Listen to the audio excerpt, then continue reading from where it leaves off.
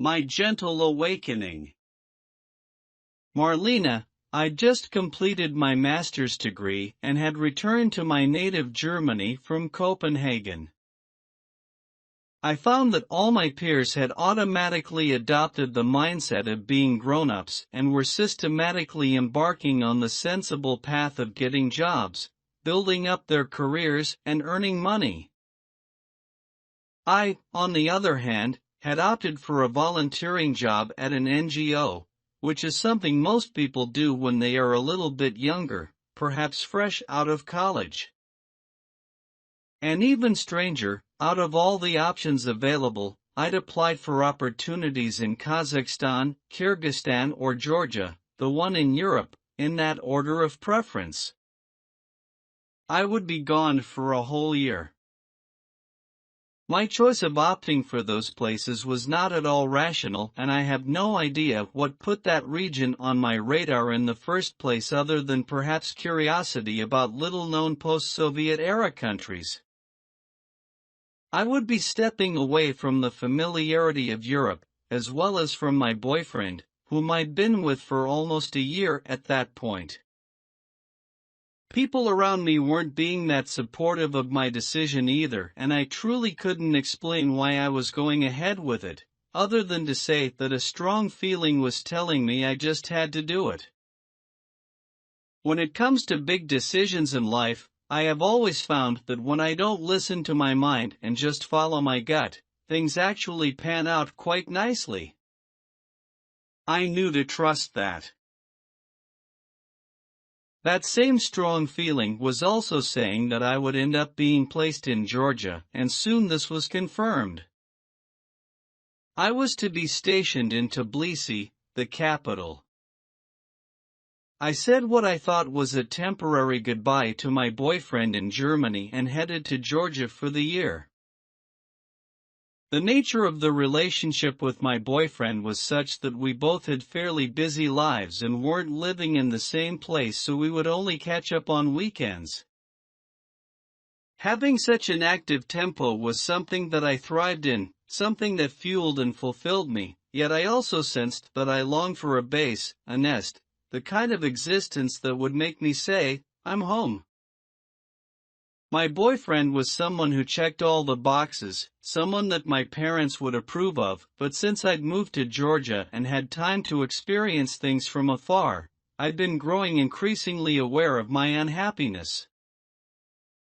Being long distance now, all we had was verbal communication, and I realized our chats were mostly small talk and fairly superficial.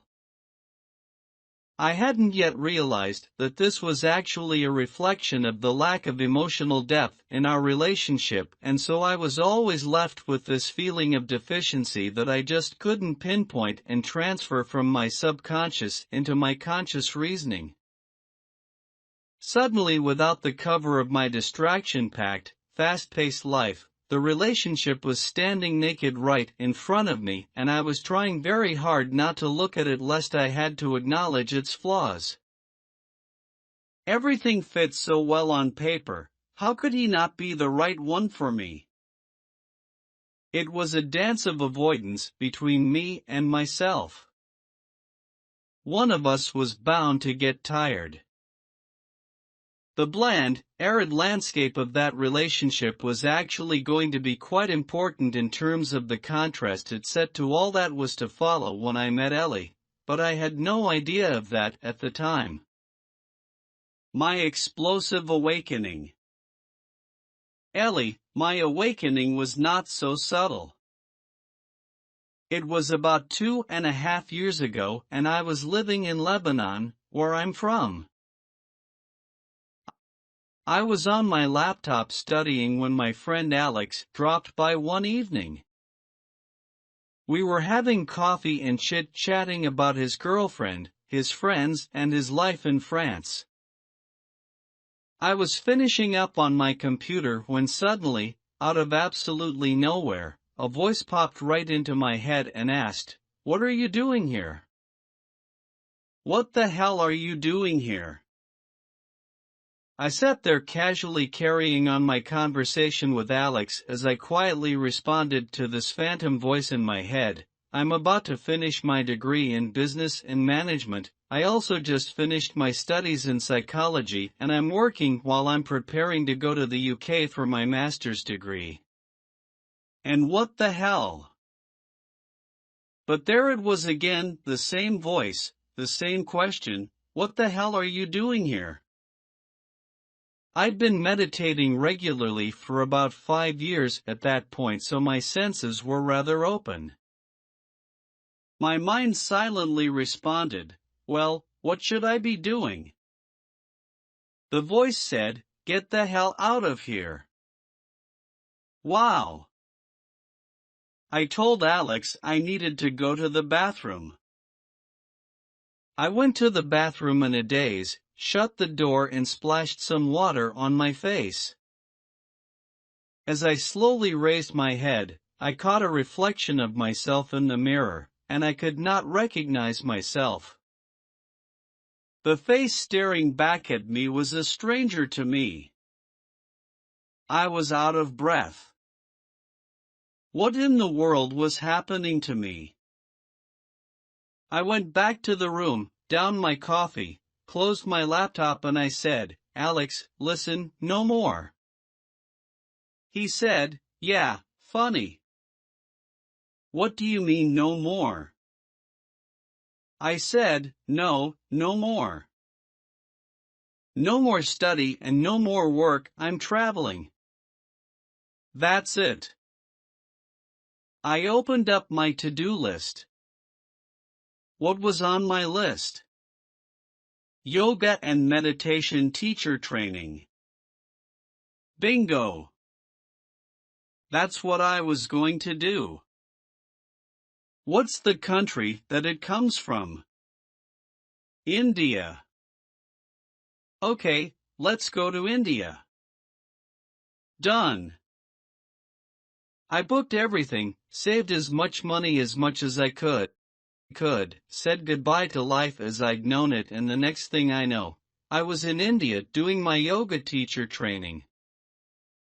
India was a huge culture shock for me, but being very adaptable by nature, I was fully open to embracing their ways, immersing myself in their ancient wisdom and living as they did. It was the start of the most amazing life-changing, mind-opening experience for me. By the time my training was over, something profound had shifted within me. I always say that my trip to India is the chapter of my life in which I consider myself to have been spiritually reborn. I didn't want to return to Lebanon, I just couldn't. I wanted to roam the world teaching yoga and meditation and sharing my story so that people could also open their hearts to their dreams, get out of the system and embrace the world. Georgia came on my radar as they had just relaxed their visa policies towards many nationalities, including Lebanese citizens. This would allow me to stay there visa-free for a whole year. I thought it was a great idea, new culture, new food, new language, plus it was very affordable. Great, let's see what they've got. I ended up staying in Georgia for 13 months, volunteering in eco-villages. My volunteer work allowed me to learn about things that I was passionate about, like natural, sustainable living and permaculture. This eventually also led me to Europe doing the same thing. I was traveling the world, just as I had dreamed of. After experiencing a few countries in Europe, I ended up in Turkey. I explored it quite a bit, volunteering again. One of the eco-villages was up on a mountain and was very basic. It had no electricity and hardly any internet or Wi-Fi. It provided me with complete isolation in all senses. I stayed there for 22 days. We drank the water springing from the land and ate the food supplied by Mother Earth. I felt very deeply connected to everything during my stay there, and this allowed for me to dive deeper into my thoughts. As always, I was meditating regularly every morning, every evening, every day, every night. My meditations were revealing to me that I was on the right path. They were also solidifying my vision of what I wanted my future to look like, continuing to live a life in accordance to nature, detached from the system. In the picture of my desires was a cob house in the woods, surrounded by the organic food I'd be growing on my land using permaculture practices. But there was something missing in this picture. It was a blind spot that I hadn't noticed before, but I did now. I was longing for a partner to share this journey with me. I was already fulfilled and happy on my own, but I would love to share my presence with someone in a mutually nourishing interaction. I'd had some girlfriends in various levels of depth in a relationship, as well as one-night stands, but they'd all left me feeling unsatisfied. It's like having your oats in the morning, but you're still yearning for something more, or if you dig deeper, something else. I hated the concept of boyfriend and girlfriend. It had never resonated with me. I wanted something more real, more substantial, someone who was shoulder to shoulder, hand in hand with me, a partner who was the other half to my half. I wouldn't be leaning on her and she wouldn't be leaning on me. We would be harmoniously walking along together, side by side. I have a great connection with the universe, so I declared this and wished for a partner. This wish did not have a flavor of need or necessity, which I find to be the wrong flavoring for such a wish. It was more along the lines of, I would love to meet her. The one. With that unearthed from my psyche and implanted into the universe, I continued my travels. I volunteered in a dog shelter in Turkey for a month and had a short relationship there where I experienced cohabitation for the first time in my life. My soul was asking more questions and the universe was giving me the opportunity to discover the answers within myself. I was able to look at things in an unorthodox light, and this enabled me to learn a lot from that experience. My time in Turkey was coming to an end, and my aim was to do Vipassana, a 10-day silent meditation retreat, which was taking place in Armenia in May. About a month later. I actually had many other reasons to go to Armenia besides this retreat. My roots are Armenian and I'd been playing with the idea of setting up an eco-village one day, which was one of the main reasons that I had started volunteering in eco-villages in the first place, and I had people who could help me if I were to do this there. Plus, it's a great communist country, and also very affordable. Anything was possible. Meanwhile, I had written a book about my travels and was connecting with many people through my website. So although I had no money and was aiming to live moneyless so that I didn't have to be a part of a system that I didn't believe in, I did have solid faith in my life journey and knew that I had to take the first step and the universe would guide me to where I was meant to be. But until then, in between my time in Turkey and Armenia in May, I had 1 month to kill. Georgia was like a home to me, and I thought it would be great to return and spend that month there. Georgia's nature really is superlative, and my plan was to volunteer in an eco-village somewhere in the mountains. But when your plans clash with destiny's plans, destiny always wins. Some of my friends wanted me to visit them in France, and it turned out that I needed to apply for a visa in the French embassy, and the embassy was in Tbilisi. I'd had no intention or desire to be in a city, but my dream of going to the mountains had to be put on hold as I needed to remain in Tbilisi for the back and forth needed for the visa. It's really quite hard to get any sort of employment in Georgia, but I had to find a way to sustain myself and also needed a roof over my head. One of the things I could do which would enable both of those was to volunteer in a hostel, so that's what I decided to do. I found a hostel in the center of the city. This was quite a big contrast to the mountains and natural living that I had just left behind. I hate having Wi-Fi around me, and they had 2 big routers and Wi-Fi blasting everywhere. On top of all that, the atmosphere was quite fake and the conversations suitably superficial. The people there were just looking to get drunk and have sex. That just didn't do it for me, to say the least. I lasted for 8 days and then I said, that's enough. I had a friend who had an extra room in his house. I approached him and said, I barely have enough money so I can't do a flat share. Would you accept this amount and rent me a room until I go to Armenia in a month? Would be great if he said okay and no problem at all if he declined, but much to my gratitude, he kindly accepted my very modest budget and I finally had a place to rest my head for that month in Tbilisi.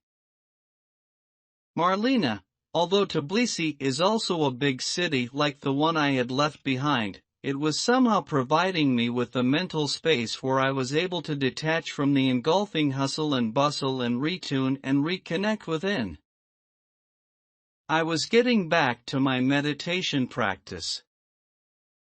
I was getting back to myself. Ellie, nature, as always, was my way of reconnecting. Although my place for the month was a neighborhood called Saburdalo, a fairly busy part of Tbilisi, it is always very easy to find a park or forest to go to for a hike in any city in Georgia, so I kept myself well balanced with regular hikes in the woods. It was the 6th of April. Marlena, it was the 6th of April, about a month after I moved. It had been a particularly rainy morning, leaving the afternoon fairly cold. I was meant to be meeting up with somebody whom I knew from a few years back in Vienna, who I bumped into in Tbilisi in a crazy coincidence. I spent a few hours with her that afternoon. Ellie, yes, the 6th of April. Although it was a rainy day, I loved the idea of going for a hike, so I headed into the green again. I started in one of the parks, then hiked my way up to the top of the mountains and ended up in a misty forest amongst the cedar trees. I was enjoying spending time with myself, welcoming and entertaining my thoughts and just embracing this quality time, being mindful. I spent the whole day in nature, then slowly made my way back into the city as the day slowly turned into night. I was cold and drizzle wet at this point and looking forward to getting home, but I received a message from my friend, the owner of the hostel. It seemed I'd forgotten a scarf there which had sentimental value, as it was a memento from my time in India. I told him I'd drop by to pick it up and made my way over. I said hello to all the new volunteers, collected my scarf and left. I was really ready to go home now, to get dry, get warm and get some rest. Finally, home. I hung my jacket up to dry, changed and made myself a nice cup of hot tea. I was sitting in a cozy room next to the kitchen trying to purge the cold out of my system. The day had been very enjoyable, but also very long. Marlena, meanwhile, was done catching up with my acquaintance and was feeling quite drained. It was now well into the evening and heading home and getting some rest was really enticing. The only thing holding my tired feet back from heading that way was my friend Nino's photo walk event, which was taking place that night.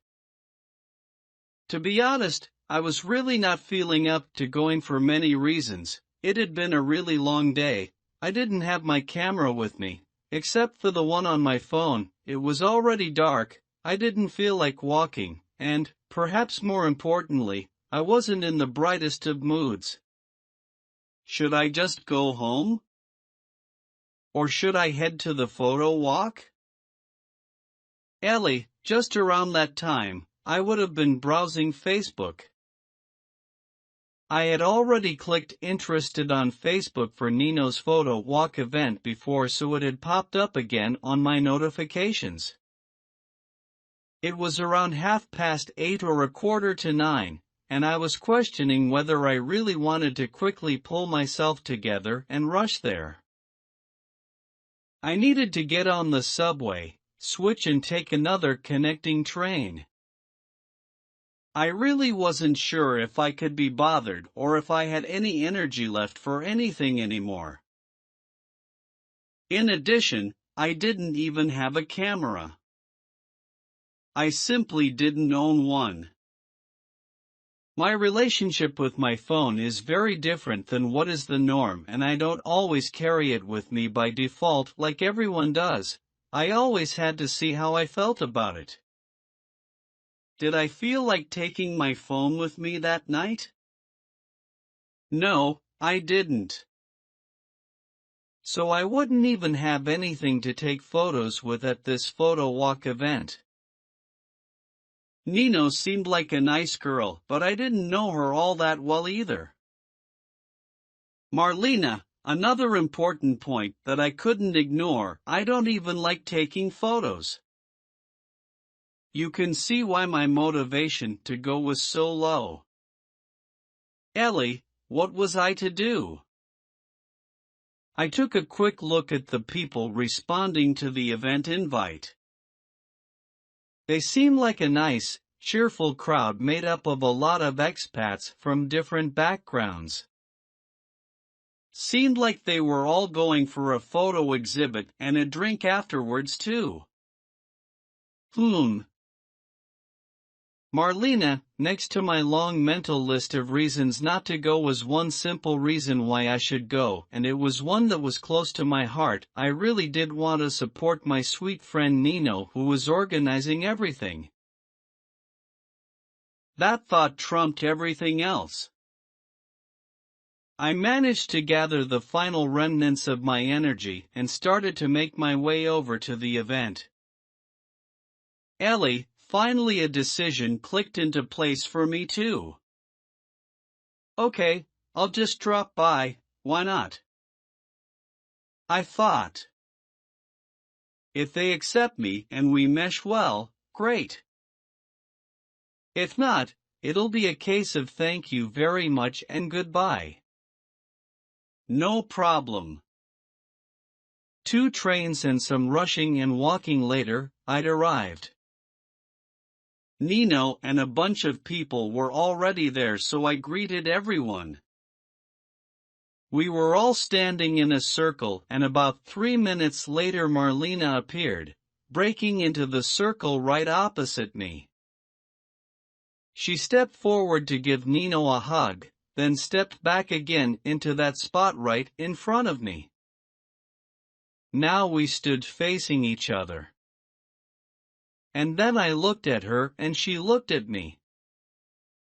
The second I laid eyes on her, we were both taken somewhere high up into the sky. I completely lost myself in her eyes. I had never, ever experienced anything like this before, never. Marlena, I was similarly entrenched. His eyes, they were so bright, they just kept me there. Ellie, she had her head tilted to one side and looked utterly charming. She seemed to be in her own little world. I didn't know if she was blonde or tall or short or anything else, but I felt her energetic presence very intensely. I was completely engulfed in it. I don't know how long that flight lasted, 1 or 2 or 3 seconds, but we both went all the way up into the sky. Marlena, it felt longer than 3 seconds to me. Ellie, it was like a lifetime rolled into 3 seconds and a whole lifetime to look into her soul, but in actual Earth time, it probably was only 3 seconds. Marlena, the feeling of instant recognition was overwhelming. Something in me was saying, "That's him." Ellie, I too had a feeling that we had met before. It was like the emotional sensation of bingo. I'm not the Don Juan type. I'm not into flirting and trying. I'm concise and to the point both on the outside and within, and this was a moment of pure clarity for me.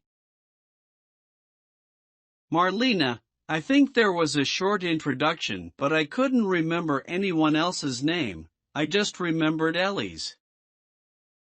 Suddenly there was a shift and we all started walking, and then, just like that, we found ourselves next to each other. Ellie, I looked to my right and there she is.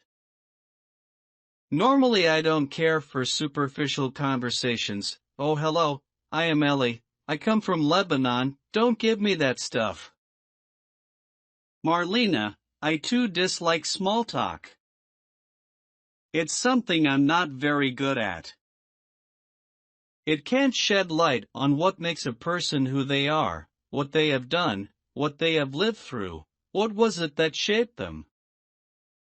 So what I asked Ellie was, "What brought you here?" Ellie, that literally was the question, what brought you here? We were in front of a mall called the Galleria, at this point, a popular spot in Tbilisi. It takes a few minutes to walk from there to Dunkin' Donuts, which we needed to go past for the photo walk. During those few minutes between those 2 points, in response to her question, I told Marlena my whole story, why I turned against the system, why I left the system, why I left Lebanon in search of my soul, what I found and what my dreams for my future were. Her question had triggered a concise summary of everything I was and everything that I stood for, and my whole life had been laid out in front of her in one organic flow of words in mere minutes. When I was done, she just stood there staring, silent. I said, "Are you stunned or surprised?" She just said, "Wow." She seemed to be very deep in thought. Marlena, Ellie opened up so fully, so deeply that it caught me off guard. I would never have thought someone I just met would open up this way and go this deep. He'd told me about his ideals, about living a moneyless life and how he'd sometimes had to sleep in his tent because of his beliefs. That was what floored me, the honesty in it, the truthfulness, being so straightforward and not disguising any part of his experience, admitting what he'd been going through, especially the part about having to be without a roof over his head sometimes. I was trying to digest everything. Ellie, when you take the decision to step away from the system and live moneyless, you have to be ready to walk the talk and accept all the things that might come with that. Life won't be so kind and easy on you, and you need to face reality and accept it. No one will come to you and say, "Here are $100, you have to be realistic." Marlena, it was not just the openness and the story itself, it was also your congruency, how deeply you believed in everything you were doing and saying, your determination to continue on your path despite the difficulties, and how you stood so strong no matter what. Your beliefs and your way of life had so grown into each other, into you, and from that you had the strength to say, so come what may. All of this stunned me then, and it continues to stun me to this day. Ellie, I'm generally a very open and expressive person. I have nothing to hide. I'm at peace within, and I really love straightforwardness and honesty, so just say it as it is. I'd been traveling for 2 years as a backpacker with the purpose of opening my eyes, mind and heart to the world, and I'm not quite the type to filter myself anyway. If someone asks me what is your truth, I will tell them everything in minutes without worrying about how I'm coming across. I don't quite give a damn, to be honest. And if I ever make a mistake, I have no qualms about acknowledging it and saying I'm sorry. If I mess up, I will embrace the consequences. Fair. For me, living like this makes life easier, but it sometimes is not quite so for others. As I bring complications to them, not everyone is comfortable with the truth. But this is how I live and how I am. I had poured everything out there now. And she was downloading it bit by bit, processing everything little by little. If you play tennis, you know a part of the game is trying to figure out the technique of the person you're playing with. If you know how I play and you play the same way, you will not lose the ball. So I had thrown the ball at her, and she had managed to match my vibration and had given it right back to me. Bam! At this point the rest of the group had caught up with us, so we turned to say hello to them. We continued walking down the main road, doing the usual superficial zigzag conversations with people that you're just getting to know. Marlena, but we always ended up next to each other again. Ellie, just like two magnets. Marlena, and we were always no further than a few meters away from each other at any given point.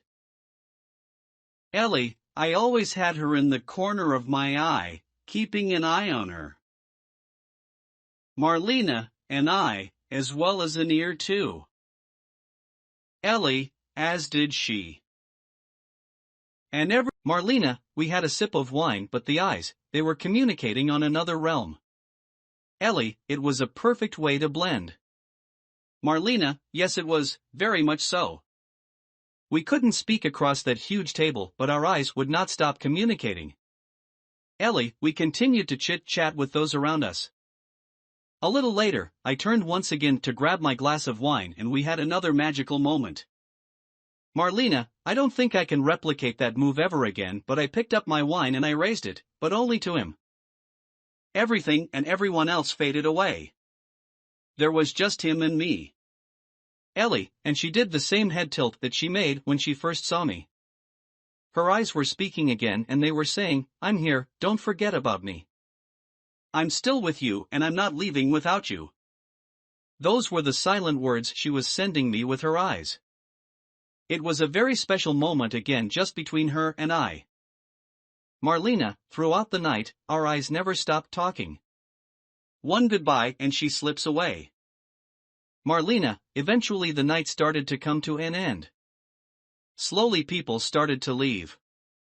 Ellie, it was almost midnight and I was a little tired. I thought, well, that's enough.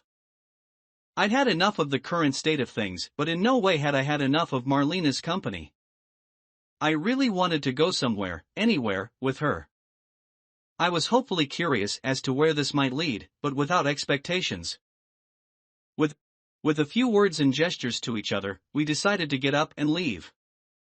But when we stood up, so did the rest of our photo walk crowd, and we all ended up walking out together. Marlena, yes, trying to get some time alone clearly wasn't going to happen, so we continued walking with everyone. Ellie, then she asked me, so, how long will you stay here before you go to Armenia? I said, for a month or so. Marlena, I said, oh. Ellie, at this point, our group had split into two as we were heading to two separate sides of the city. Marlena and I had ended up in separate groups. Marlena, I said, can I have your number? Something that I normally would never do. He said, yeah. Ellie, I said, what are you up to tomorrow? Marlena, I'd already made plans to visit this ancient monastery in Mskita near Tbilisi that next day. Ellie, and I was to catch up with my friend Mary Ellen anyhow. We'd both made these plans before we met. I said, don't worry, I'm still here. This is my number, write it down anywhere you want. Goodbye. I messaged her the next morning saying, thank you for a wonderful evening, and she wrote back saying something along the lines of, your presence made it wonderful. Although we had vaguely alluded to perhaps being able to catch up after she was done with all the things she had to do, I didn't keep the messaging going, sending her one message after another. I said what I had to say, then bye. I'm relaxed. I knew she was going to be quite a bit on the reserved side, and she would never take any crap either.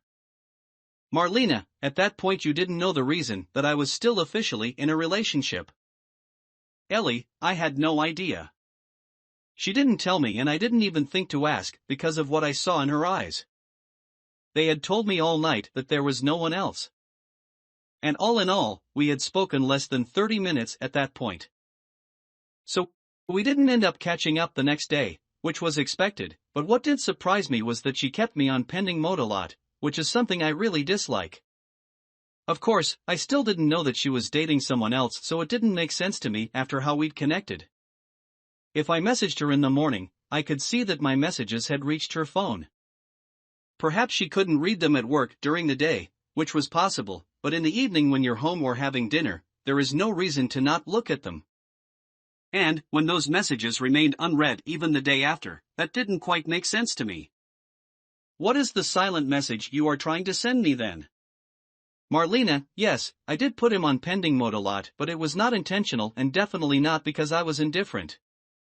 On the contrary, since I'd met Ellie, I felt that I'd lost my bearings and was all over the place. I had to figure out who I just met and what all these feelings I now had meant.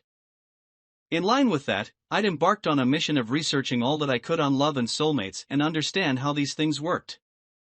On the other hand, I was also trying to assess how things were with my boyfriend and could see that things just hadn't been working out. I simply wasn't happy and hadn't been so for a while. I was still trying to come to grips with having to admit to myself how unfulfilled I'd been feeling, and it was tough. I had a conversation with him and spoke to him on a level that we had never spoken in before. I asked him if he believed in soulmates. Trying to talk to him about something that had any kind of depth just was not possible. We were so lacking in that aspect that we couldn't even have a conversation about it. The connection just wasn't there at all. I was turning to him to help me search for something that I couldn't yet define, something that I felt was missing between us, and the only thing that I was discovering was even more emptiness. I was realizing that my attraction towards him was that everything checked out on paper and was picture perfect. He was very connected to nature, was a responsible person with a stable job, and just fit all the criteria that someone normal would go for.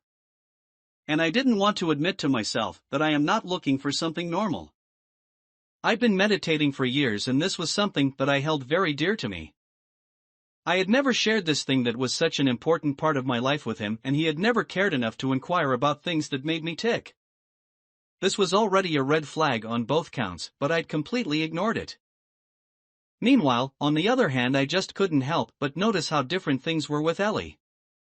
Although we'd only just met, everything about him, our connection, our conversations, that surreal click, we both felt everything was so palpable, so incredibly real.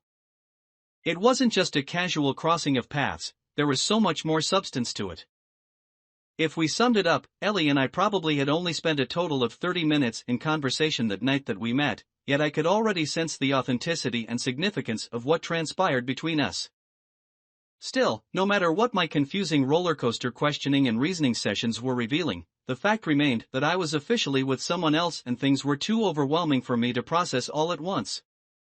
Another minor detail was that I prefer meeting people and seeing them face to face rather than messaging them. In addition to all of these confronting internal awakenings that were dawning on me, there were other practical matters that I was trying to navigate every day. I was new at work and still trying to adjust to everything there as well as trying to assimilate myself into the ways of a brand new country and culture. And that's why I was torn between answering and not answering Ellie anytime he messaged me and why my responses were so slow and sporadic. But that was soon to change. How can awful be wonderful? Marlena, one of the things Ellie and I had discussed when we met was the market near the main train station in Tbilisi. This was a bustling bazaar with all sorts of local vendors selling spices, fruits, vegetables, homemade wine, second-hand clothing and electronics plus anything and everything else one can think of. Ellie had mentioned what a special place it was and how he always went there to buy his wine and vegetables. I was extremely interested in going and had only been in Tbilisi for 1 month, so he offered to take me there any time, but we hadn't put a date or time on it. It was a vague plan. I can't remember if he proposed it or if I led the conversation towards going to the market, but we ended up messaging about it. Ellie, I told myself, well, if she's not going to do anything, you have to take the lead. So I texted her in the morning and said, how about I take you to the bazaar in the morning, we buy a few things and then go for a picnic at Lazy Lake. I'd seen that when I messaged her in the morning, the reply arrived in the evening, or if I messaged her in the evening, the reply came in the morning, so I knew not to expect a quick few-hour turnaround. Marlena, I got his message.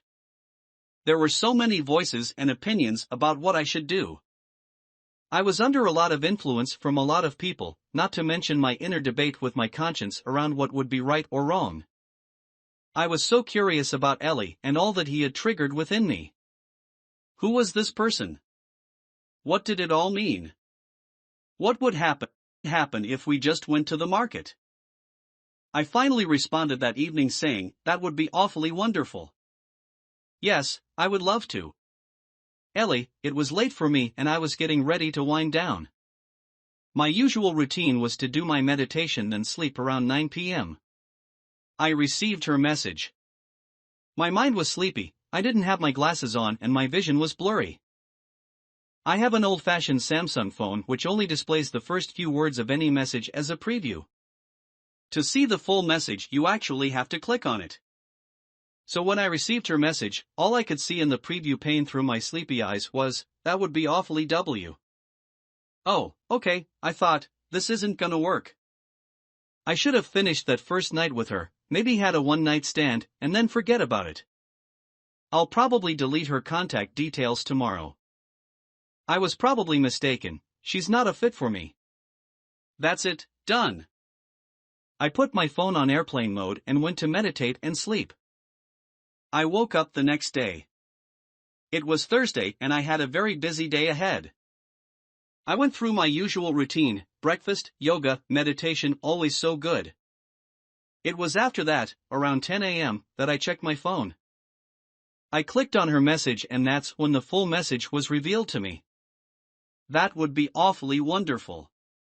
Yes, I would love to. I beg your pardon, what? For me it was a closed case already, finished. I'd already clicked delete on her mentally. Awfully wonderful? What kind of English was that? Marlena, awfully wonderful, terribly beautiful. I use paradoxes on a regular basis. It's just something I do. Ellie, I quickly rearranged all of my plans and cancelled the Russian lesson I had in the evening too for good measure. Marlena, I had no idea that he'd done that, but I'd done the same thing, rearranged my day to see him. Ellie, the messages were flowing now.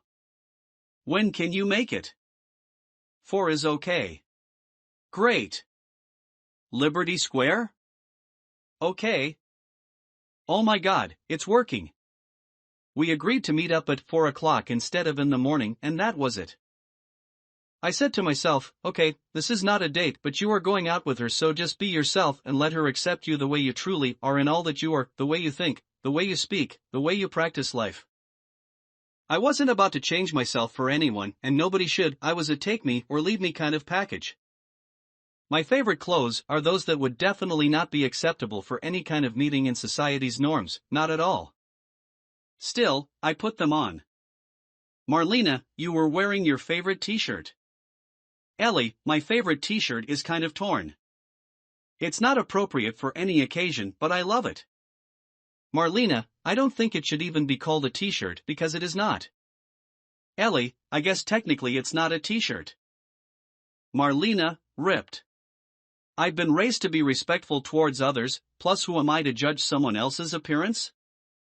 If he's happy, I'm happy, so I didn't comment. I do have to admit though, I'm very happy that t-shirt never got to see another summer this year. Ellie, we said hello and headed off to the bazaar to this one shop that I'd been going to for a year and a half now. The sweet old ladies there knew me very well. Marlena, it was actually a very awkward situation that followed. Ellie, I brought my friends there before, but this was a different situation and they felt it. We exchanged the usual Russian Georgian pleasantries, then all attention was focused on her. Lamazia Gogo, they were saying, beautiful girl. Then they said Dita meaning mother and started making gestures of cradling an imaginary baby. It was the first time that we were going out, and I wasn't even sure if this was a date, and this is what was going on. I could tell she was really embarrassed and I was trying to explain to them, look, it's the second time I've ever seen her, I don't know. They kept saying korosho meaning good, good in Russian, all of them nodding in agreement. I don't know if she's korosho or not, wait, I just met her. Marlena, all of them were saying it, all of them. There was so much attention on me. Then everyone was asking me questions, where are you from, what do you do here, what's your name? Then they added, he's a good guy. You look after him now, take care of him. Ellie, being under a huge spotlight, getting bombarded with comments and questions and being very reserved by nature, she actually handled it quite well. Marlena, all the while Ellie was filling up the wine bottle and I was just standing there trying to answer best as I could. Ellie, people have different states and categories and those ladies could feel that. They sensed the other people were strictly in the just friends category, but now it felt like they were thinking, oh, you brought your other half. This is your match and it shows that the heart is complete now. With all our provisions in place, we took the bus to Lazy Lake. That was where I asked her about something that is very important to me, food. What do you eat? How do you eat it? Marlena, well, you were testing. Ellie, well, I was. Marlena, in the grand scheme of things, the space that food occupies in a relationship is very important to me. I have always valued and loved preparing food together. It is a bonding experience for me, it's the place for conversations and discussions to take place. It is an essential daily ritual and you dedicate time to it every day. Ellie, and you put your energy into it. Marlena, and you value what you eat. Back then, I was a vegetarian and I was slowly inching towards veganism. I would have dairy products every now and again, but very little. It was decreasing more and more. Ellie was asking me about meat specifically and I was giving him the standard answer that I gave everyone. Ellie, it was a very typical German answer, if I know the source of the meat, I'll eat it. But I won't if I don't. I don't eat commercial meat. I was thinking, no, that doesn't work. You must have more awareness. Marlena, yes, that was a pretty important discussion for us in the bus and my responses were very important to Ellie. Then we got off the bus and started walking towards the lake and it was my turn to start testing. I was intentionally asking questions that were very deep and open which would reveal a lot about him to me. These questions would probably be considered very private, very personal by anyone else. Ellie, yes, you normally wouldn't ask someone these were the kinds of questions on your first meeting, but we'd had no barriers with each other from the get-go and had never stooped to superficial, inconsequential conversations from the start, so it didn't feel out of place at all. Marlena, my questions were also very future-oriented. I hadn't pre-planned these questions except for a few. The rest flowed out very organically and were getting more and more candid. Ellie would have to open up more and talk about what he was looking for in life so that I get to know him. I felt that this would also be a very enlightening experience for me so that I could get a little more clarity about what I wanted to and find my way out of this confusing smog I was in. I was getting very long, very detailed responses to my questions. Ellie, the more detailed my answers were, the more elaborate her questions became. Marlena, at the start of our hike in the park, he was telling me what he was looking for in a partner. He said that he isn't looking for someone, he's looking for something that is mutual. Everything had to be on a mutual basis. Ellie, like an equal partnership. Marlena, that really touched my heart because I knew deep down inside, that was exactly what I wanted. It was exactly what I was looking for, the mutuality of things, the equality from within. I thought, wow.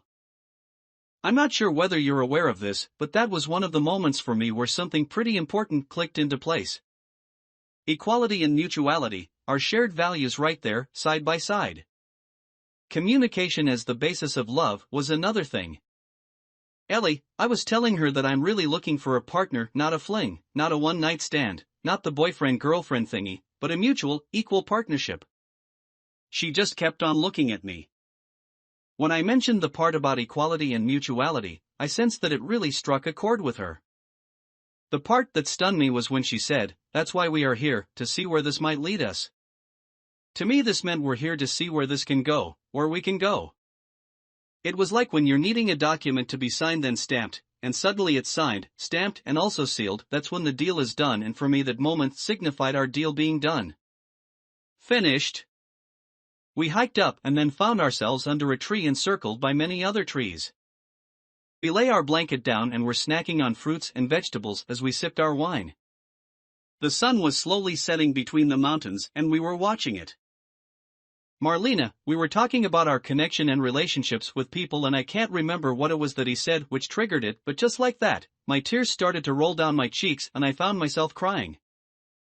That was the first time in a very long time that I'd cried in front of someone, and not only that, I was crying in front of someone that I'd only seen once before. What he was talking about was something that I'd been longing and craving for so profoundly that I was uncontrollably moved. I'm not even sure if you were aware just how much your words touched me and how fully overwhelmed I was. Ellie, you were speechless. Marlena, I was totally speechless. It stunned me into silence. I always take my time to get to know the person, and I really weigh my thoughts and think twice before imparting them to someone. I'm not the kind of person who's that emotional with anyone, especially if I've just met them. But with you, I just started crying. I couldn't believe it. Ellie, we kept going deeper and deeper. She would ask me a 5-second question, and revealing my answer in full would last maybe half an hour or two. I spoke so much that eventually my head started to ache. I finally said, "Listen Marlena, I followed your lead and gave you all that you want. I really respect that you are a reserved person who keeps things in and you need time to expand and open up, but now it's my turn. Tell me about you." She slowly started to open up. Very slowly. She started telling me about there being someone else in the picture, but she couldn't quite get the words out, not because she was hiding anything, it was more like she wasn't sure what she was saying was valid anymore. Marlena, well, I couldn't feel my boyfriend anywhere within my inner world at the point. This connection I had with Ellie was already flooding all that space within me, flushing anyone else out of the picture. Ellie, as I listened, I was getting the impression that for her this relationship was like her attempt at embracing the generic picture of life that society throws at you and trying to make it fit. By the age of 30 I need to be married, we need to own a home, he should be working, I should be cooking, and we should have kids, because we need to fit in. Marlena, a little while later, as we were watching the sunset, somehow the mood and the energy just changed, and I can't remember what you said, but we ended up kissing. Ellie, yes, we shared a kiss. Finally, it was around 8:30, so we decided to move. We bounced down the mountain. The discussion about there somehow being someone else went on just a little bit longer and was concluded with her saying something along the lines of, "Give me some time about that. Would you like to be US?" Ellie, we were now back in the city walking towards the busy Pekini street where I was going to see Marlena off to the bus. Just before she got on the bus I said to her, "Marlena, you have asked me many questions and I have given you everything that you have asked for. Do you still have questions?" She said, "No." I said, "I believe you now know everything you need to know to establish something with me. I'm just waiting for your message to tell me if you are in with me. If it's a no, the black and white applies for me. I don't do gray. The black and white is really how I live my life, so give me white smoke or black smoke, done." It was up to her now. Marlena, I was fascinated when he asked me that. I loved it. But I was also very confused. The fact that he was only going to be here just one more month and I would need to stay a whole year longer was very present in my mind. It was also confusing to me as I was still officially in a relationship. No matter how increasingly unhappy I'd been with the person I'd been seeing and how incredibly intrigued I was by this person that I just met, that fact was still there hanging right over my head, weighing me down. I stepped onto the bus. I was getting out of my notebook while looking at Ellie. I was feeling completely drawn to him, extremely mystified by him and super surprised with myself as I'd never had this uncontainable bubbling feeling inside me which was so explosive that I'd needed to get it out and write it down. I looked down for a tiny little while to start writing and when I looked up again, he was gone. I thought, okay, just like that, he's gone. Ellie, abracadabra. Marlena, it was a wide open main street and he was nowhere to be seen, he'd simply disappeared. I don't think I ever told you this, but I actually do this often. I watch when you leave. I always do. Ellie, I sometimes feel it and I catch her. Marlena, only sometimes. Well, that feeling of him just being gone, being out of sight only made him more present in my mind. Everything Ellie said inspired me. I wasn't willing to give up the conversation. I wasn't willing to stop communicating with him. I felt there was so much more to this story, something that was keenly pushing me towards exploring things further him. I needed to get to know him better, to have more of him. I suggested meeting again on Saturday, which was about 2 days later. It was nice and sunny, so he suggested that we meet in Vake Park. Ellie, I was very much looking forward to getting out of the city and immersing myself in the forest. I thought it would be nice to take her on the same hike I'd done the morning of the day I'd met her.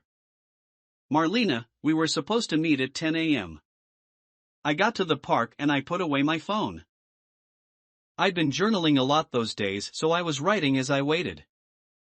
I felt that I hadn't had time to catch my breath for a long time, so I was looking forward to having some time to myself. And I was, of course, also very much looking forward to spending time with Ellie again. Around 10 to 10, Ellie messaged me saying that he would be running late. Ellie absolutely hates being late, he detests it, but I didn't know that at the time. Ellie, being more of a face-to-face person rather than the messaging type and also having a natural aversion to cell phones in general, I messaged her and told her I'd be there in half an hour and I switched off my phone to focus on the situation I had going on. Something important had come up and I'd ended up being the person in the middle who had to coordinate everything amongst a few of my friends, a court case, a medical report and a doctor. Long story. So I was a total of an hour and 15 minutes late to our date. When we were done, I said to my friend, "You're driving me to the park, but I do believe I'm hiking alone, because if I were in her shoes, I wouldn't have waited. Personally, my maximum wait time is 15 minutes. By the 20th minute, I'm really concerned, yet on the 21st minute I'm out of there. I don't stay for anyone. So at this point, I'm looking at it from my perspective and am absolutely sure that she's not there anymore." Marlena, on the other hand, I was lying down on the bench, enjoying the early spring sunshine, journaling and contemplating my life. I was also thinking that maybe he's just not reliable when it comes to being on time, but I would wait, I didn't mind. I have friends that make it a habit of being even 2 hours late sometimes, so I'm used to waiting. I figured there was probably something going on which was stopping him from being there, and that was okay with me. He'll be here when he gets here, I thought, and didn't feel the need to worry or to text him back. Ellie, I finally got there fully expecting her to have left. But then I saw her. Wow, she was still there. I started to apologize from meters and meters away. "I'm so sorry. I'm really sorry. I'm sorry, don't get mad at me, I'm really sorry. She said, how are you? I kept going on and on, I'm sorry. This is not me, this is not how I am. It was my friend's fault, please understand, not mine. 1,000 times sorry. Marlena, he didn't know that I'd really been enjoying spending quality time with myself. And things come up, people get delayed, I knew that and I didn't mind it one small bit. If he could have, I was sure he would have been there on time. I was already relaxed, I was surrounded by nature. I didn't go into any negative thoughts and had said to myself, even if he doesn't show up, I will still enjoy myself. I'll do other things that I like to do on this nice Saturday. I'll just have to do them on my own. I was still enjoying getting to know the city, especially that part of the city. But all of that aside, I just knew deep in my heart that he was going to be there. Ellie, that's how our date began, and it lasted almost 13 hours. Everything was in slow motion. Marlena, we spent the whole day talking. From 11 a.m. until 1 a.m. the next day. Ellie, I wanted to bring her flowers, but since we were hiking it wouldn't be practical to bring her a bouquet. I needed to bring something that really represented my feelings, so I found a tulip, complete with the root, and put it in my water bottle on the side of my backpack to keep it alive. I also had to position her carefully so that she'd always end up to my right and wouldn't see it before the right moment presented itself. Marlena, he was so smooth about it that I never noticed.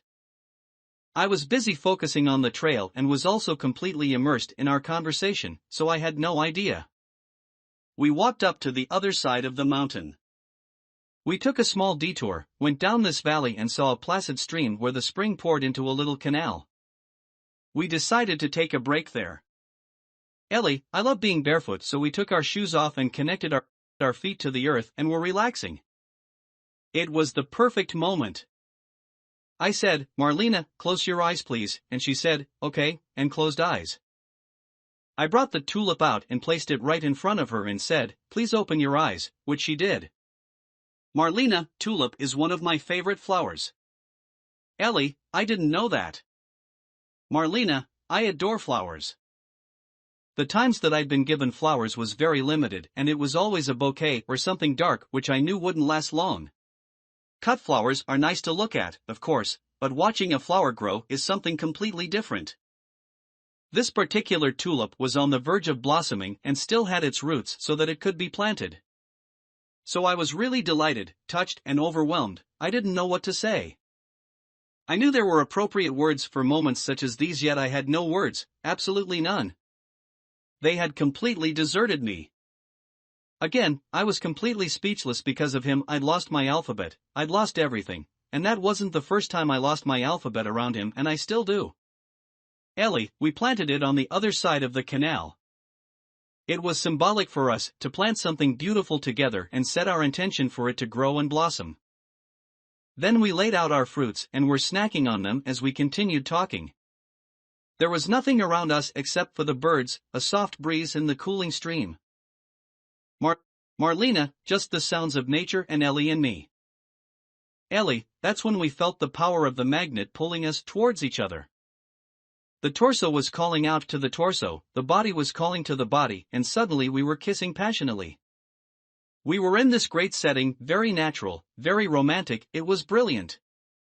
Marlena, we were very connected.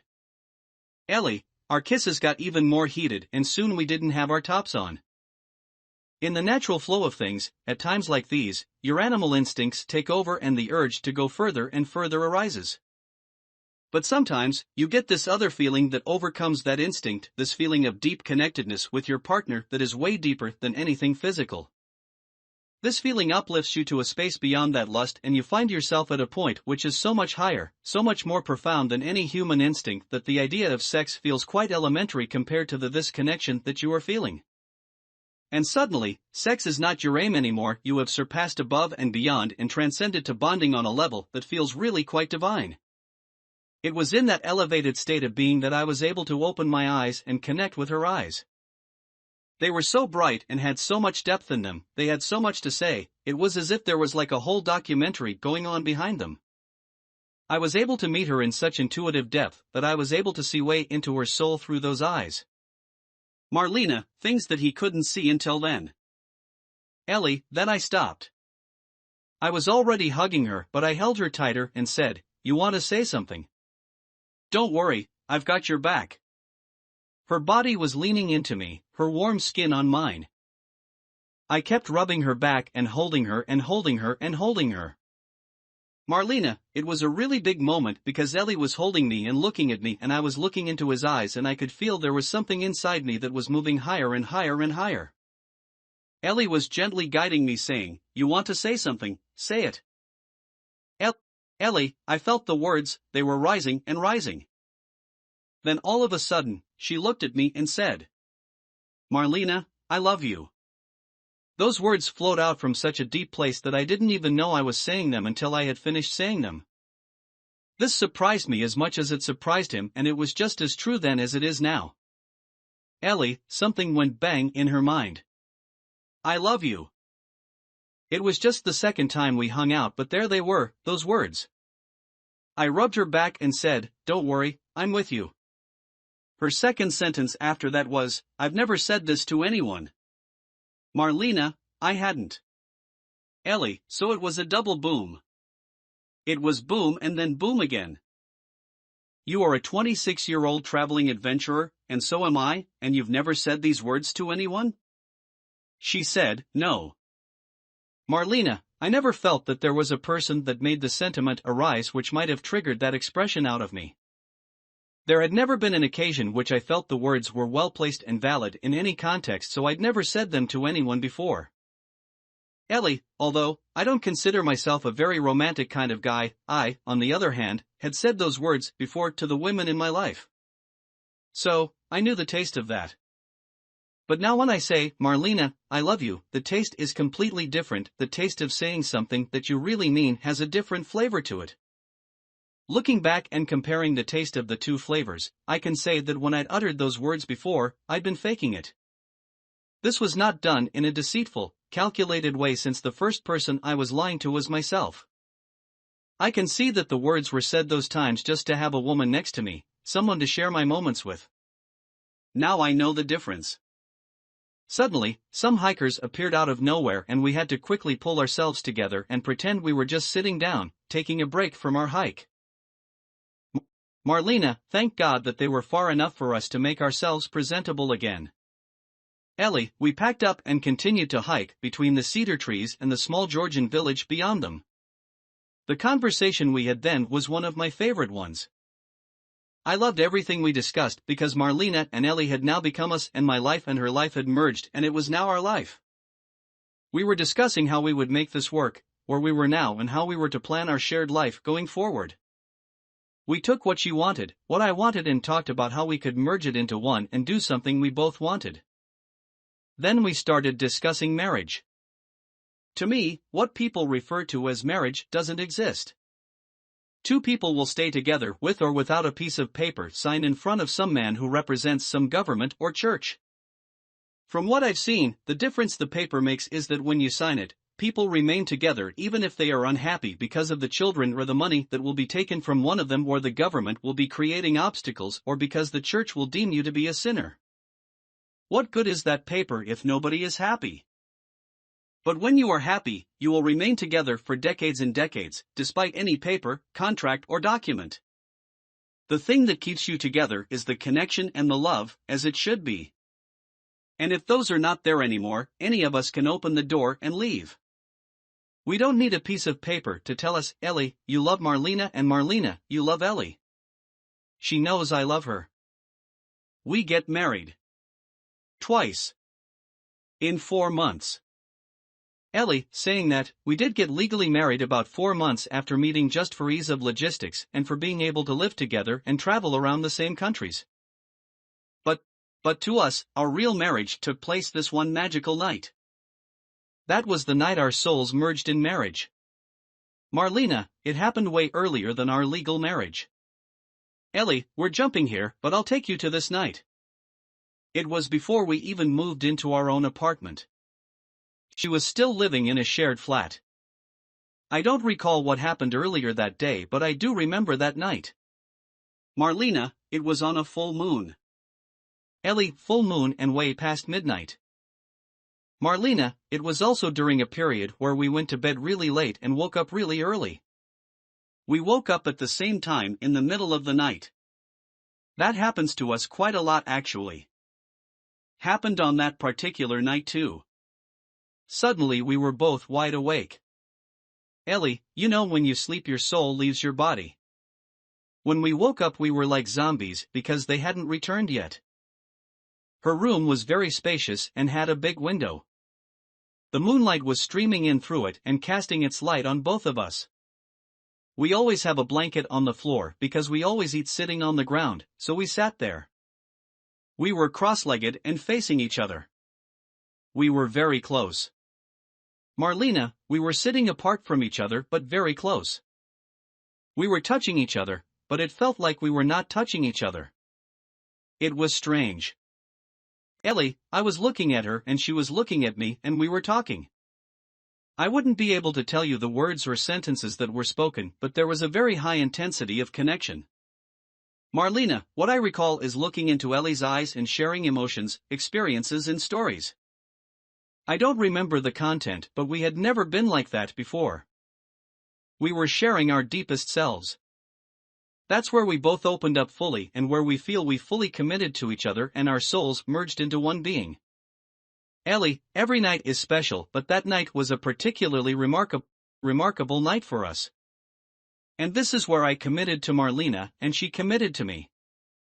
So, by the time we got around to signing the marriage documents, we considered ourselves already merged on a spiritual level. We were already as married as two people could be. A life of nature amongst the trees. Ellie, back to our date. I was telling Marlena my dream for my future. I had worked for 10 years of my life and studied for 4 of those. But that system was not something that felt right and I had consciously decided to step away from it. I did not want to engage in money. This was not how humans are meant to live. I wanted to go back to living more naturally. I told her that Mother Nature provides all that we need. Water is free and abundant. I didn't want electricity. We could have internet, but no Wi-Fi. Would she be okay with a cabled connection? She said yes. Fair compromise. But our phones always had to be off or on flight mode. I wanted to live in a cob house just like people had lived for centuries. Our food would be provided by Mother Earth, we would eat what we planted and plant what we ate. Would she be okay with all of this? She said that she would. I told her to really consider this seriously because it really wouldn't work if she asked me to move into an apartment somewhere in the city in 5 years. That was definitely not an option. No changing deals on me, are you aware of that? She said, yes. She added her inputs on top of mine and our shared vision started to take shape. Our dream now is to have a caravan to roam all around the world volunteering everywhere until the universe tells us, this land is to be your home, and we will settle down there. Until then we need a home that can move around the world with us to discover what this world is all about because we really haven't seen anything. Marlena, and the countries that we have seen separately, we want to revisit so that we can experience them together. Ellie, although I don't want to go back to the system, we do need resources to buy a van and make our dream come true, so if we do have to spend a few years in the system to be fully prepared and build up our resources in order to fully step out again with everything we need, we will take those steps. We both needed a bit of modification to merge the two motorways of our lives into one without losing ourselves. Nobody should lose themselves for someone else, but we actually managed to merge well because she is like me, but in a different shape, and I am like her, but in a different shape, and these two shapes merged and fit into each other very easily. Marlena, it's interesting how we always form parallels, even when it comes to how we grew up and how we were raised. Ellie, it's incredible how she comes from northern Germany and I'm from a certain region in Lebanon, but we have been raised in the exact same way. Marlena, right down to the calcium tablets we were given as children. Ellie, we had the same way of dealing with people, same way of practicing life, how we slept, when we slept. And we both sleep and wake up much earlier than others, so it is quite an uncommon parallel to have. Marlena, our parents also had very similar ways of parenting. Ellie, and they are all still together, and the way they love, bicker, and kiss in the same way.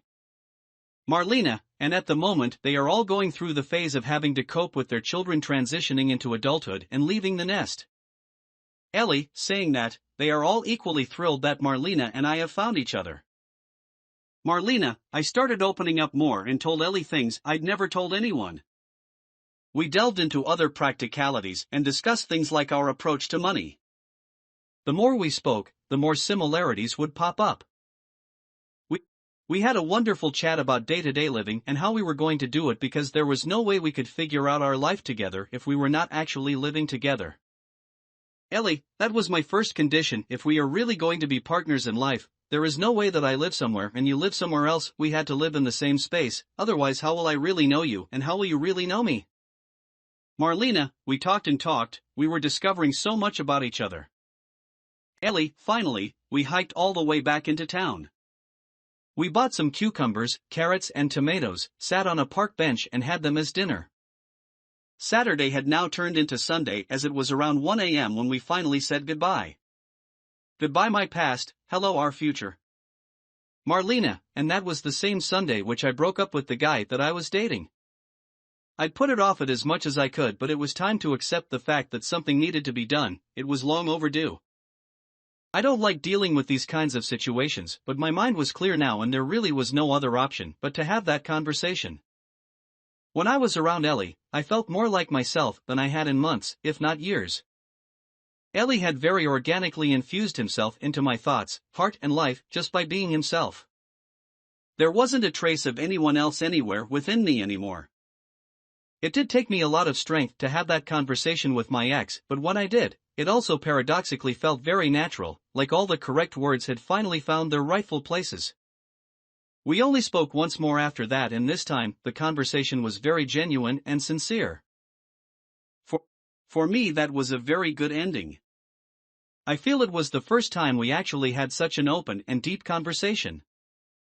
I very much value what each experience teaches us and feel that living through that gave me a unique and rather powerful perspective in terms of contrast when I met Ellie. Ellie, I do believe that relationship she had was an important step which she had to live through before she met me. Marlena, it was preparation. Ellie, just like my ex in Turkey, was preparation for me. She was so different from me. She ate meat, she smoked. These are things that I totally disagree with. Back then I was on the road and exploring both the outer world and, unavoidably, my inner world too. It was my experience with her that led me to the clear understanding that I have today. What I saw was that each relationship brings you a basket of things. You see that some items in the basket, number 1 and 2 and 3, you are okay with. But then you see other things in the basket which don't agree with your soul. You realize that while you can still practice kindness and acceptance of others and their journeys, you can extend the same compassion to yourself and get clearer on why you think, what you expect from love, and what your non-negotiable principles are. So you look at the basket and know what you want, but the rest, you throw them out. By the time my journey with my ex was over, I'd thrown out all that did not agree with my non-negotiable principles, black or white, no gray in here. But if I hadn't had met her, I would be going around in circles, still wondering about various items in the basket that each relationship offers and if I could embrace them or not. By the time Marlena and I crossed paths, I was very clear because I'd had a great lesson. So we were both prepared and ready to meet. He came over and he stayed, forever. Ellie, our next meeting was to be Tuesday. She invited me over to her place for dinner and I ended up cooking. Marlena, you took over the cooking. Ellie, and you didn't complain. I knew she was testing me to see if I was good in the kitchen, and that's why she was okay with it. Marlena, well, the ritual of cooking is important to me. I really enjoy preparing everything side by side, without too much talking. It's like having an unspoken mutual agreement about how to go about practical things. And I saw that we blended well in the kitchen too, so that was good. I was in a flat share and we had dinner with 2 of my friends. Then we headed to my room for a glass of wine, and that was the first time that he was in my personal space. We walked up the stairs and entered the room from a separate outside entrance. A lot of traditional Georgian houses are set up that way. What followed was another important moment for us. See, the first thing I do when I'm about to enter my house is take off my shoes. This is something I grew up with. It makes a lot of sense to me, and I've always done it. Ellie, taking off shoes is not something I have grown up with. I grew up with a Christian family in Lebanon and they all wear shoes indoors, so it is not something in our tradition. If you think about it from an aspect of cleanliness, taking off shoes is logical to keep the dust and dirt out. But I also believe that the energy of the ego is underneath the shoes, and bringing shoes into the house carries bad energy with it. And that's why you keep the shoes outside. This was a practice that I had embraced in India, where I started my ongoing habit of first deconstructing then consciously rebuilding everything about me during my spiritual rebirthing process there. Even when I go to visit my parents, my mom still says, "Why do you take off your shoes?" We don't, and I say, "But I do." Done. It's important to me. And here Marlena was taking off her shoes on her own accord. Something inside me said yes. Marlena, I stepped into the house. I turned on the lights just for long enough to light my candles, and then I turned them off again. I just don't like those bright lights, plus the power in that old house had a habit of not working very well, so I used candles instead. Ellie, bingo! I yelled inside, "She's the one." Yes, she's the one. I swear I can see that I'm not going to leave you, you are the one. Done. See, I'm very sensitive to electricity and Wi-Fi. I feel it in my head, candles don't hurt, light from the fireplace doesn't hurt, but electricity does hurt, and I hadn't come across anyone else who felt as disrupted by it as I am. Here she was first taking her shoes off, then lighting candles by default. It might sound like a mere practical detail, but these little tiny things, especially when coupled with all of the big things, they count a lot, otherwise we might as well be roommates or flatmates, and I'm not looking for that.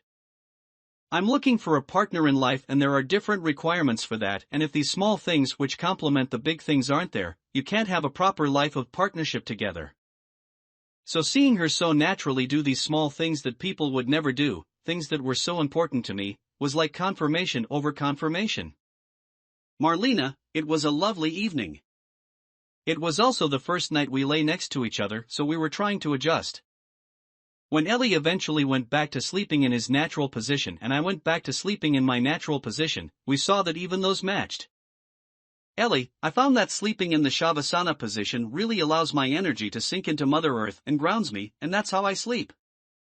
And her way of sleeping is on her right side, with one leg bent and the other straight. And if you put them together, they fit just like two pieces of a puzzle. And that's another clue that life will work well when you're together. Marlena, he stayed with me the night. Ellie, and I never really left again. Soon we moved into another little house together. Our lives had fully merged into one, done. Learning to live together, the black and the white of it. Marlena, apart from a small break we had when Ellie was in Armenia for his Vipassana, we were now living together and figuring out our lives as us. It was the first time I was experiencing living with a romantic partner. We did have a few ups and downs. Ellie, and some huge volcanoes. Marlena, once, he actually left. Ellie, yes, I left. We'd had a fight and I told her that this was crap, that I couldn't go on and that I was out. Marlena, we'd barely slept that whole night, it was horrible. We were in the same room but emotionally miles apart. I felt like a stranger to myself. I had no appetite, my mind was dull, everything was blurry. My whole being felt scattered. Ellie, in the morning, she opened the door for me in tears and I left. Marlena, my landlady was very specific about our shared living areas and how to lock up, so I had to see him out the door, and off he went with his black or white view of life. He's the kind of person that when he leaves, and he was sure that he wasn't going to see me again. Ellie, I don't look back, I just carry on. Marlena, and he made that very clear to me, but I had no other choice. I loved him, but I didn't want to continue life with him if we were not going to live happily, so I let him go. Ellie, and those were her words to me as I was leaving, I am letting you go for your own sake. Just go. Marlena, I watched him walking down the street getting further and further away from me. He had all his things rolled into a small backpack and he was getting smaller and smaller with every step. I watched him until I couldn't see him anymore. I had to go to work that day, so I had no choice but to continue to get ready as if everything was okay, but I was a complete mess inside. Saying that though, I also had this incredibly strong feeling that we were not done. Whether it was going to be just one more meeting or just one more conversation, I really felt that I was going to see him again. Well, Ellie is very black and white and also very prompt, so he immediately blocked me on Facebook and on everything else that he could block me on. Ellie, to me, she was done, this matter was done, so it was a case of, don't look back, just carry on. Marlena, no lines of communication open. Ellie, no, I don't do that kind of thing. Marlena, I was completely beside myself and very troubled. Trying to get through the day in the office was torturous. Yet, that feeling I had wouldn't go away. This is not it, it can't be. My gut kept saying, and I held on to that with everything that I had. There are only a few places that he frequented, and I was convinced that, if nothing, I would bump into him in one of them. Ellie, she knows my spots. I went back to the other house that I'd been staying in before moving in with her. My mind was trying to process all that had happened. You've been fulfilled, you've been happy, she's lovely. But she has some characteristics that don't appeal to you, and some aspects of her mentality don't suit you. My thoughts concluded, I really like you, but I prefer myself. Just bye. That was just fine. I would continue to walk along my path and carry on searching for what I was looking for. Fair. Then I sat down to have my breakfast. I was eating the things that I always ate, but something was wrong. I ate apples, but I couldn't taste them. I ate from the same apples we'd bought from the same guy the day before. Yesterday, that apple was amazing, it's the same fruit, the same redness, but that day, it was tasteless. I moved to the same bread that I always eat, but the feedback from my mind was that it was tasteless. I was eating everything, and everything I ate was tasteless. I was breathing, but I didn't feel my breath. The water is lifeless, the apple is nothing. She was out of my life and everything had lost its flavor. Of course, this had nothing to do with the apple or the bread and everything to do with me. Why analyze it again? It was as clear as anything. I said, Universe, please. What's going on? What am I to do? I stepped back and I meditated, and then the feeling came to me, text her. Whatever I do stubbornly, but on the other hand I've been